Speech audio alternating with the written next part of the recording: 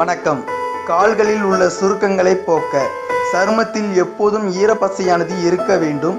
அதுவும் முகம் மற்றும் கைகளுக்கு மட்டுமல்ல, கால்களுக்கும் தான். அவ்வாறு ஈரப்பசை இல்லாமல் இருந்தாலும் சுருக்கங்கள் வரும். ஆகவே ஒரு நாளைக்கு 2 முறை உடம்புக்கு தடவும் லோஷனை தடவ வேண்டும்.